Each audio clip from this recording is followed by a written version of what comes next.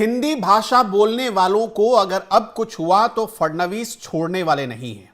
नमस्कार, मेरा नाम अनुपम प्रसून है। आप एनएमएफ न्यूज देख रहे हैं। देवेंद्र फडणवीस ने राज ठाकरे और उद्धव ठाकरे और साथ ही साथ एमएनएस के ऐसे बिगड़ैल कार्यकर्ताओं को सख्त मैसेज दे दिया है जो बात बात पर मराठी ना बोल पाने वालों को पकड़कर पीटने लगते हैं और खास तौर पर हिंदी भाषा बोलने वालों को टारगेट करते हैं।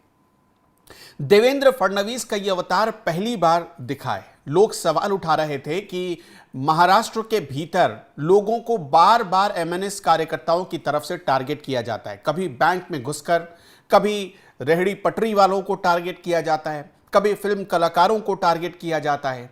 और ये ऐसे बिगड़ैल कार्यकर्ता हैं, एक ऐसी पार्टी के कार्यकर्ता हैं जिस पार्टी का तो पहले तो महाराष्ट्र में कोई जनाधार नहीं है, दूसरे में कि ये कार्यकर्ता बेलगाम है, इन पर किसी का कंट्रोल नहीं चलता।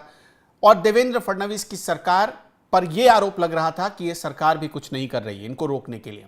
लेकिन आज देवेंद्र फडणवीस ने लोगों की इस गलत फहमी को दूर कर दिया है।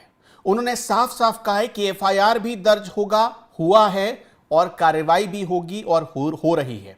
यह देवेंद्र फडणवीस का साफ तौर पर एक मैसेज था राज ठाकरे के लिए कि अपने कार्यकर्ताओं को आप समझा लें। अब जरा भाषा विवाद को समझने के लिए आपको हालिया आई तस्वीर को देखना पड़ेगा। अब सोच कर देखिए कि गुजरात से आया हुआ एक ऐसा परिवार जो अपनी रोजी रोटी चला रहा था, एक रेस्टोरेंट चलाकर, छोटा सा रेस्टोरेंट चलाकर, वहां पर पानी की बोतल खरीदने गए कुछ एमएनएस कार्यकर्ताओं ने जो गुंडागर्दी दिखाई, उसके बाद यह सवाल खड़ा होने लगा कि क्या एमएनएस की बपौती बन चुका है महाराष्ट्र? क्या महाराष्ट्र में राज ठाकरे अपने कार्यकर्ताओं को गुंडा लाइसेंस बांट चुके हैं? फौरन जैसे ही ये फाइल पहुंची देवेंद्र फडणवीस के पास, उन्होंने कार्रवाई के लिए ऑर्डर दे दिया। सबसे पहले तो आपको वो तस्वीर दिखाते हैं कि कैसे आप देखिए दुकानदार को कैसे पीटा जा रहा था। वो तस्वीर आप देखिए। मराठी कंपल्सरी हो गया। तुम क्या बोले? क्यों मराठी बोलेगा? अरे मार खाएगा भाई। क्यों मराठी बोलने का मतलब? ऑफिस में आए थे संदीप राणे साहब। हमको थोड़ी मालूम है कभी कंपल्सरी हुआ। आज तो आपको मैं क्या बोला? क्या बोला आपको? मैं आपको क्या बोला? कितना मरेगा हमको? आप बोलेगा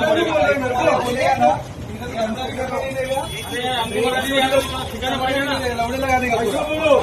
करके ऐसा बोले क्यों मराठी बोलेगा? मतलब क्या होता है? क्यों मराठी? देखिए, पानी की बोतल पहले ये शख्स खरीदता है और उसके बाद कहता है कि हिंदी में मराठी में बात करो और देखते ही देखते वो थप्पड़ मारने लगता है। अब एक परिवार जो बाहर से आया हुआ है, जो महाराष्ट्र में अपना बिजनेस, अपना धंधा चला रहा है, उसके आत्मसम्मान पर कितनी गंभीरता से ये चोट पहुंचाई गई, आप सोच कर देखिए। इस देश में हम यही अब तक सुनते आए हैं कि विविधता में एकता है, लेकिन यहां पर महाराष्ट्र में आने के बाद ऐसा लगता था कि सब कुछ खत्म हो गया। लेकिन अब जब देवेंद्र फडणवीस ने इस पूरे मामले में एक्शन लिया है तो उस एक्शन के बारे में जानकर आपको भी अच्छा लगेगा। महाराष्ट्र के भीतर रहने वाले कई लोग ऐसे हैं जो इस बात का समर्थन कर रहे हैं कि ऐसे लोगों के खिलाफ जो पूरे महाराष्ट्र को बदनाम करते हैं, कार्रवाई होनी चाहिए। मुख्यमंत्री देवेंद्र फडणवीस ने कहा है कि मैं स्पष्ट शब्दों में बताना चाहता हूं, महाराष्ट्र में मराठी भाषा पर गर्व करने में कोई गलत बात नहीं। और यह ध्यान रखिएगा, मैं अपने दर्शकों को भी कहना चाहता हूं कि महाराष्ट्र में जो हिंदी भाषा की अनिवार्यता थी उसे खत्म कर दिया गया है।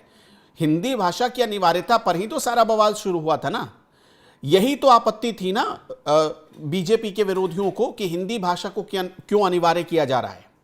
देवेंद्र फडणवीस सरकार ने कहा कि नहीं, मराठी भाषा का सम्मान हम सबसे ऊपर रखते हैं। और जाहिर सी बात है कि जब हिंदी भाषा को क्लास 1 से क्लास 5 तक करने का जब फैसला किया गया था, अनिवार्य बनाने का जब फैसला किया गया था, उसमें कहीं ये नहीं कहा गया था कि मराठी को आप हटा दीजिए या मराठी को रिप्लेस कर दीजिए। मराठी, अंग्रेजी और हिंदी, इन 3 भाषाओं को रखा गया था। लेकिन आपत्ति इस बात पर हो गई कि हिंदी क्यों, मराठी में ही आपको करना पड़ेगा। तो ऐसा लगता है कि जैसे ये जो लोग हैं, ये जो बिगड़ैल कार्यकर्ता हैं और कुछ ऐसी बिगड़ैल पार्टियां हैं जो पूरा कंट्रोल अपने हाथ में लेना चाहती हैं सिस्टम का। तो देवेंद्र फडणवीस ने अब इन पर साफ कह दिया है कि ऐसे लोगों पर कार्रवाई होगी।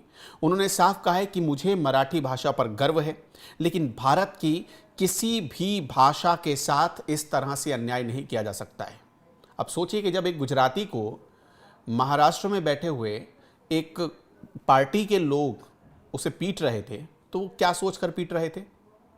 वो क्या दिखाना चाहते थे? क्या एक गुजराती को नीचा दिखाना चाहते थे? कभी वो उत्तर भारत के लोगों को पीटते हैं, कभी एक गुजराती को पीटते हैं। आपने देखा होगा कुछ दिनों पहले एक तस्वीर आई थी, यही गुंडा कार्यकर्ता एक बैंक में घुसकर बैंक मैनेजर को थप्पड़ मार रहे थे।